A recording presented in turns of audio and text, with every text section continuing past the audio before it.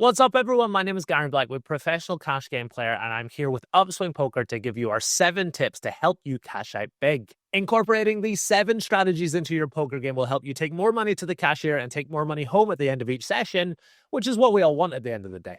So let's get straight into tip number 1 here. It's not actually about winning more money, it's about losing less money wherever possible. Tip number 1, don't over-defend your big blind when you're multi-way. You might be surprised to see just how much your defending range is going to tighten up against an open and just one call. I'm going to illustrate this point perfectly using Upswing Poker's tool Lucid GTO Trainer. Let's force an under-the-gun raise and a button call. Now, under-the-gun's calling range is going to be quite tight, and as a result, the button's calling range is not crazy wide either. When the small blind folds, you'd be quite surprised to see that in theory, the big blind is actually supposed to fold hands like ace-10 offsuit, king-10 offsuit, king-3 suited, jack-7 suited, ace-5 offsuit, all these types of hands, which a lot of us watching this will be very, very surprised to see. Now, there are a couple of different things that I want to talk about as we go with this here, but in theory, when under-the-gun raises and button calls, the big blind is supposed to play really quite tight here. Out of position versus 2 players,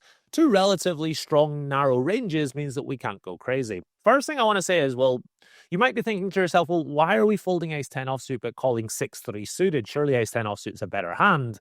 But ace-10 offsuit is way more dominated. If we look at under the gun's opening range, it's really the top left part of the charts.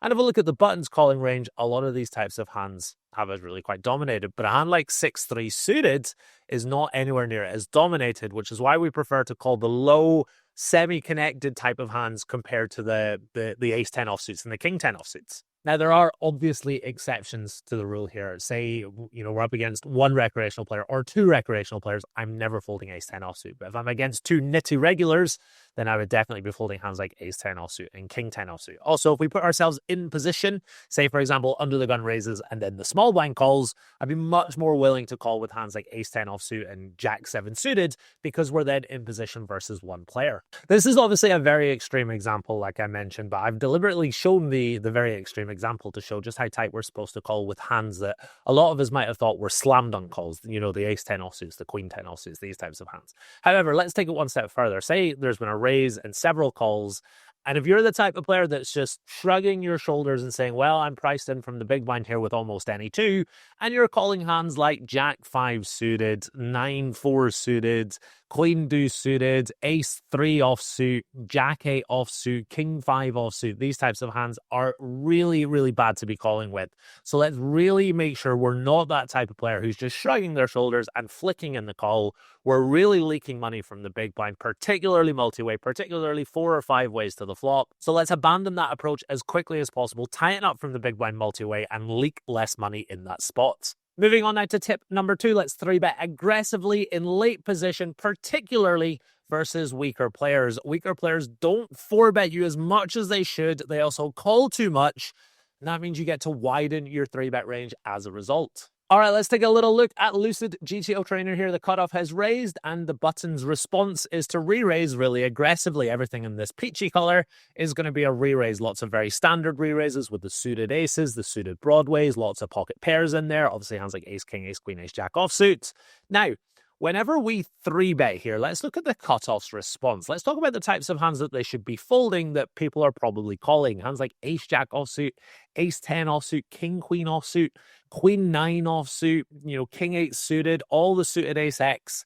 Now let's talk about the types of hands that they should be 4-betting. Hands like 5s, 6s, low-suited connectors, ace-4 suited, ace-queen offsuit, ace-9 suited. Not always, but certainly not never. I want you to ask yourselves, the type of players that I'm playing against in the games that I'm playing, are they folding as much as they should versus 3-bets? And as well as that, are they 4-betting aggressively enough? I think the answer versus a lot of players that we're playing against is going to be no, which means we want to continue to 3-bet really aggressively, even more aggressively versus these types of players. They're calling too much. They're not 4-betting enough. Their range is really wide and diluted. And whenever you're playing 3-bet pots in position versus weaker players who are not folding enough and their range is really wide as a result, it's an extremely profitable situation. Coming all the way back to our own 3-bet range here, I would widen this versus the right types of players. Hands like king-jack offsuit, queen-9 suited at a higher frequency, ace-10 offsuit, all these types of hands. I would just slightly widen my range here because, like I say, Playing in position in 3-bet pots versus these players is extremely profitable, so let's go ahead and widen our range. We use our charts as a guide. We do not live and die by the pre-flop charts that we've got, and we can manipulate them and adjust them however we see fit. If we're playing against a player that's opening and calling 3-bets too wide and not 4-betting enough, that is a very profitable spot for us to play 3-bet pots versus them. So let's go ahead and slightly widen that 3-bet range and play even more 3-bet pots in position versus those weaker players. Tip number 3 is to respect aggression from those weaker players. As we've just learned, weaker players don't 4-bet bluff anywhere near as much as they should. So when they do, let's go ahead and respect that aggression and tighten up our own continuing range. Now, this obviously applies to before the flop and after the flop, but let's take a little look at that 4-bet chart again. As mentioned, lots of hands like ace-8 suited, ace-queen offsuit, 7-6 suited, 8-7 suited. People don't 4-bet as much as they should because the truth is people don't realize they should be 4-betting as wide as they should be. People don't know that they should 4-bet hands like ace-queen offsuit at a very high frequency, ace-9 suited, 10-9 suited, the list goes on. People's 4-bet range in this spot will be hands like ace-king, aces, kings, queens, maybe ace-queen suited, maybe ace-5 and ace-4 suited because they've seen an upswing video once in their life. But the reality is it's going to be notoriously under 4-bet. So whenever they do put in that 4-bet, we need to respect aggression and really tighten up our own pre-flop chart in this spot. Hands like ace-3 suited, we should not be calling. Even hands that are going to be dominated like queen-jack and queen-10 suited, we can just respectfully let them go because they're going to be really dominated by that 4-bet range we've just said. I said it before, I'll say it again. If you're just following your pre-flop charts blindly, you're leaving a lot of money on the table. You must be willing to deviate, exploit your opponents, take different lines, and that will allow you to win more money and cash out bigger at the end of the session. Let's take a little look at a post-flop example as well. This is Queen 7 deuce rainbow, one of the most classic flops of all time. Button is raised, big blind is called, flop has come down, queen 7 deuce rainbow. The button is supposed to see bet really wide, and the big blind is supposed to check raise here 17% of the time. And there are a lot of really funky combos that, in theory, the big blind is supposed to check raise with here. Hands like 8-5 suited, 8-6 suited, lots of bottom pairs, lots and lots of like king 10 offsuit, king 6 suited with the 1 overcard and the backdoor flush draw, ace 4 suited, the list goes on. Some people might find some of these combos, but a lot of the players that you're playing against are not going to be check raising anywhere near as much as they should be in this spot, which means that when they do check raise, we respect that aggression. When weaker players check raise on a board like queen 7 deuce, they don't know they should be check raising 8-5 suited really often, which means when they do throw out that check raise, we are supposed to, in theory, continue really wide here. But maybe we want to tie it up just a little bit. For example, when we get check raised here, we're not supposed to fold 9-6 with the backdoor flush drop. When we get check raised here, we're not supposed to fold 5-4 with the backdoor flush drop. We're not supposed to fold ace-10 offsuit. These are the types of combos that want to continue because ace-10 offsuit is ahead of so much of our opponent's range, and 9-6 suited just has too much equity versus that wide bloated check raising range. But if our opponent's check raising range is really quite strong here, I mean, what bluffs are weaker players finding on queen 7 deuce rainbow? We want to respect that aggression. We want to just go ahead and tighten up that little bit and not float insanely wide like we're supposed to, because our opponent won't have anywhere near as many bluffs, and it's not going to be profitable for us to c-bet king 3 suited here and then go ahead and call that check raise. Tip number 4 is to play more passively when we're multi-way. We need to be mindful of the fact that our hand strength will decrease quite a lot when we're multi-way because of the number of players in the pot. You can still find hands to bluff with on different boards, and we're going to break down right now those types of hands. First things first, let's talk about pocket aces in a single raise pot. Say we raise under the gun, we get several callers, we go 5 ways to the flop, and it comes down king 7 deuce rainbow. Relatively safe board, not too many 2-pair combos, not too many bad turns. I'd be betting my aces and my strong king X here extremely often. Let's say we raise our pocket aces and we get 4 or 5 calls and the flop comes down 10-5-4 with a flush draw. There are more 2-pair combos on this board, hands like 5-4 suited, but as well as that, there are so many bad turns now. The board changes on a deuce, a 3, a 4, a 5, a 6, a 7, an 8, a 10, or a flush completing turn. And we're 4 or 5 ways to the flop. Our pocket aces are shriveling up in this scenario, and we must play more passively as a result. A lot of people think, well, we want to c-bet and charge people to get there, but the reality is we're likely to get 2, 3, maybe 4 callers on a board like this, and it's quite likely that somebody is going to improve on the turn, which means we want to play our aces much more passively in this spot. When it comes to constructing a bluffing range on these two different textures, let's start with the 10-5-4 flush draw. We want to choose our highest equity draws our nut flush draws, our second nut flush draws, our queen jack suited with 2 overcards to the board and that flush draw working for it, our open-ended straight draws. These higher equity bluffs are prioritized, and we just have virtually no airball c-bets on a board like this because, like I say, we're going to get called by at least one person, maybe 2 people, maybe 3 people, so we can't just be in there with an airball betting out when it's extremely likely we're going to get called by several players. So higher equity bluffs on the weather boards. Let's talk about a disconnected board. Let's use something like Queen 7 Deuce Rainbow. We don't have any high equity bluffs on a board like this, so we're looking for backdoor ability, hands that can turn straight draws and or flush draws and continue to barrel. So say we raise, we get several callers, and we see the Queen 7 Deuce. I'm using hands like King Jack suited, King 10 suited, 9-8 suited with the backdoor flush draw and the backdoor straight draw. All these types of combos that can c-bet the flop and continue to barrel when they pick up equity. These are the types of bluffs that we should be looking for. Let's say we c-bet with our King Jack of spades on Queen 7 Deuce with 1 spade. Say we get a couple of calls. If the turn is a 10, we get to continue to barrel. If the turn is a 9, if the turn is an ace, if the turn is a spade, we get to continue to barrel. Say we c-bet that King Jack of spades and the turn is the 3 of hearts. We just wave the white flag. It's completely okay. We bet the flop with the intention of continuing to barrel if we pick up equity. We haven't picked up any equity. We've been called. It's not likely that our turn barrel is going to get through. Plus, we haven't picked up that equity. We just go ahead and wave the white flag. It's a plan that's perfectly executed, and we've played it very well. All in all, in general, we want to play more passively multi-way with our marginal hands. Let's not beat around the bush, though, when we've got strong hands, when we flop sets or top 2 pair or, really strong hands like that. Let's continue to play aggressively, but let's also be mindful of the fact that 1 pair hands, marginal 1 pair hands, particularly on wet boards when we're multi-way to the flop, when there are lots of players in there, we want to just slow down and play a little more passively. Tip number 5 is so important. Let's fast play value hands in small pots. Stop trying to trap your opponents in small pots because the pot is small. You've got a really strong hand. You want to play for all the money with your good hands. A lot of people are worried about losing their customer from time to time. Totally understand that. I totally get that. But the risk is worth the reward. Say you raise with your set. If your opponent folds, that's going to happen sometimes. But when your opponent calls and we get to bomb the turn and shove the river and play for huge pots, that's exactly what we want with our really strong hands. So let's not try and trap our opponents for fear of losing our customers. Let's risk losing that customer, but in the end, we might play a really big pot with a really strong hand, which is a very profitable situation. Coming back to Lucid GTO Trainer here, I've forced the button to raise. I've forced the big blind to call. The flop has come down King 7 Deuce Rainbow. Obviously, the big blind is checking its entire range here, and the button is c-betting really aggressively. Let's take a little look at what the solver wants to do with some really, really strong hands in this spot. Pocket deuces, always raising. Pocket sevens, virtually always raising. King 7, virtually always raising. King deuce, virtually always raising. 7 deuce, we don't have that, and if we do have it, let's go ahead and fold it pre-flop. All those combos I've just listed are nutted hands, 2 pairs and sets on a board like King 7 Deuce Rainbow. And as we can see, this is a small pot. The solver is always raising them, always playing them aggressively. Reason being is that say we just call here, the turn is the 10 of diamonds, and it goes check, check. We've got pocket deuces and there's just no money in the pot going to the river. This is a disastrous scenario.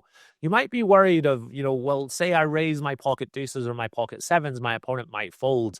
That's okay. The risk is worth the reward because say we do raise our pocket sevens or our pocket deuces and our opponent calls. Say the turn is the jack of diamonds. We're playing this very aggressively. We're overbetting the turn and our opponent is calling again. Say the river is the 3 of clubs. And all of a sudden, we're in a scenario where our pocket deuces get to go all in on the river, which is exactly what we want when we've got a hand as strong as pocket deuces. So going to the river in that last scenario, there were 8 or 9 big blinds in the middle. But in this scenario where we have check raised, there are 55 big blinds in the middle, and we're getting to go all in for the rest of them. That's exactly what we want when we've got really strong hands. So in small pots, we want to fast play with our nutted hands and put ourselves in positions where we get to play for all the chips. Poker is all about getting value with your really strong hands. And this is a perfect example of why it's so important because we get to shove the river with a set here as opposed to worried about losing our customer. We're going to slow play. We're going to take it really slowly. And then we just don't get to play a very big pot. Let's change the scenario here. Let's say the button raises, small blind re-raises, and the button calls the 3-bet. We get the queen 6-5 with a flush draw. and we force the small blind to c-bet here, let's force the 50% bet size, for example. We now see that the button is doing no raising with any of its really strong hands. And the reason being is that this is a bigger pot. This is a 3-bet pot, and there's already 24 big blinds in the middle going to the flop, and then there's a 50% c-bet. If we force that smaller c-bet for the small blind here, we will see a very similar concept. The button will now start to raise sometimes with hands like pocket sixes, but really low frequency. You can build your strategy around never raising c-bets in position in 3-bet pots, and it's completely fine.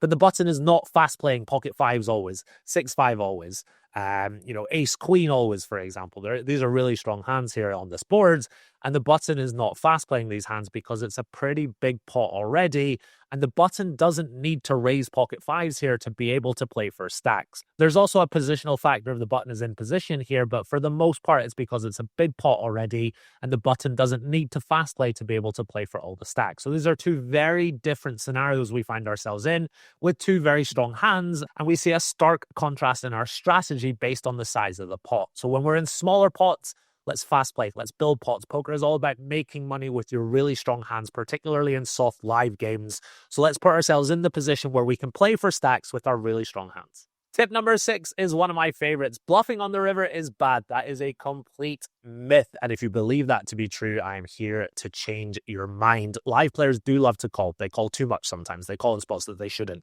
But you should still try and find the right types of spots to bluff in, because there are lots of great scenarios when we're playing live poker and lots of really easy bluffs that we can start to include in our own game to allow us to win more pots in the right types of situations. I've got 4 different concepts for us to utilize to allow us to bluff smarter and bluff more successfully. They kind of all go hand in hand, to be honest. First things first, scary river cards. Really important that we understand. If we're trying to bluff someone and the board doesn't really change, their top pair is just not going to be folded all that often. Their second pairs, they're likely to call down. However, when the board changes drastically, if the flush gets there and it's an overcard to the board, all of a sudden our opponent's second pairs and third pairs are not looking that strong, and we can bluff our opponent off of these pairs whenever the obvious draw is complete. Lots of players understand, you'll be barreling with your flush draw, and suddenly it completes, and, it's an overcard to the board as well. All of a sudden, their second and third pairs, they don't look so strong anymore, and they're much more likely to fold. Now, a lot of people don't like the term blockers, and it kind of scares them a little bit, but I'm here to tell you it's a really important concept. We can't just barrel relentlessly on the flush completing rivers. We will need some form of blocker to make it less likely our opponent has just themselves rivered that flush. So let's go ahead and bluff when we have good blockers. Blockers are not the be-all and end-all. We do not build our bluffing strategies around having blockers, but they're very, very helpful to have to make it less likely that your opponent has just completed their draw. So when we've got good blockers, let's go ahead and increase our bluffing frequencies. The next 2 concepts really go hand in hand, and I'm a big believer of attacking capped ranges with overbets. I think this is a really successful way to get bluffs through. Say, for example, the button raises, you defend the big blind, and the flop and turn go check, check. On something like King 7, Deuce 9, and the river's a 3, your opponent is very likely to be capped there. You're not going to see much King X. You're not going to see much pocket queens or, Ace 9 or something like that. So let's attack that cap range with an overbet. If all of a sudden you lead out for 2x pot on the river, your opponent is going to really struggle to call. I really do believe in attacking cap ranges and using big sizes to do that. It's a very effective strategy. When your opponent can't really call with much, they're very likely to have ace high or a third pair or a fourth pair type hand, and all of a sudden you absolutely bomb it. Your opponent's just not going to be able to call you anywhere near as wide as if you were to bet half pot or 1/3 pot or something like that. So let's go ahead and attack cap ranges. Let's use overbets. Let's use scary river cards, and let's use good blockers. And if you can use all 4 at once, your opponent's just never going to be able to call. Tip number 7 is the most important out of all of them, and it has been a consistent theme throughout this video. Customize your strategies. Build custom strategies versus weaker players and exploit them. They are 10 a penny when you play live poker. Lots of weak players, lots of players that are making big mistakes, and it's important that we adjust our own strategies and exploit these players as best as possible. Now, I want to follow this up. This is really important. It's important that we are exploiting players by adjusting our own strategies who don't know that we're exploiting them. Because once someone understands what we're doing, they start to re-exploit us and we're not aware of that. That becomes very, very expensive for us. So let's exploit the types of players who don't know we're exploiting them by adjusting our own strategies slightly. I can give many, many examples of customizing strategies. I'm going to give one that I gave early to really reiterate the point. The cutoff raises, and we're on the button. We've got ace-10 offsuit. The cutoff is a weaker player. They're not 4-betting enough. They're calling too wide versus 3-bets. We know that they're quite passive after the flop as well. My ace-10 offsuit is now a slam dunk 3-bet 100% of the time, as is my king-jack offsuit as well. That is a customized strategy. The solver is telling me I shouldn't re-raise ace-10 offsuit always. I am telling the solver, I don't care what you say. I know this guy's got leaks. I'm going to go ahead and 3-bet the ace-10 offsuit, the king-jack offsuit. That is a customized strategy, and that is one of many examples that I can give when it comes to building customized strategies. Now, if you're playing against a player who knows that ace-10 offsuit is not a pure 3-bet here, if you're playing against a player who knows that king-jack offsuit is not a pure 3-bet here, and they see you 3-bet that, they're going to exploit you by 4-bet bluffing you more often. That would be a disastrous situation. So we must choose a type of player who's not going to realize that we're adjusting our strategy and they're not going to readjust as a result.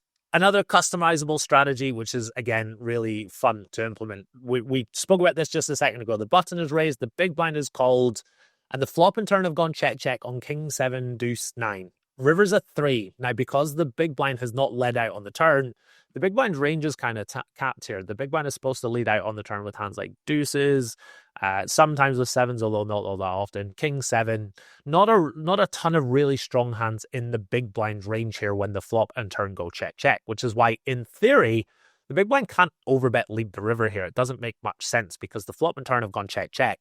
We cater to the bulk of our range. So in theory here, we're not supposed to play any overbet leads on the river because our range can't really support it. We don't have that many sets or 2 pairs or things like that because they're going to lead out on the turn really often. And we've got so much, 7x and 9x and 3x and things like that. So in theory, we're not supposed to play any overbets here. But in reality, we know that if we bet 1/3 here, the button is not going to fold ace high. The button is not going to fold any pairs like pocket 4s or anything like that. So exploitatively, it doesn't make much sense for us to overbet here, but we're attacking a capped range and we're going to make lots of hands like pocket 4s and ace queen and things like that fold by doing so. So this is another really nice customizable strategy where it doesn't make much sense for us to overbet lead here, but we know our opponent's range is ace highs and maybe some like pocket 4s and maybe some ace 3 and things like that. We're attacking that cap range with a line that doesn't make much sense, but we know is going to get through because we know what our opponent's range looks like. So it's really important we're thinking outside the box. We're thinking about our opponent's leaks and we're building the right types of strategies versus the types of players that don't know we're doing so.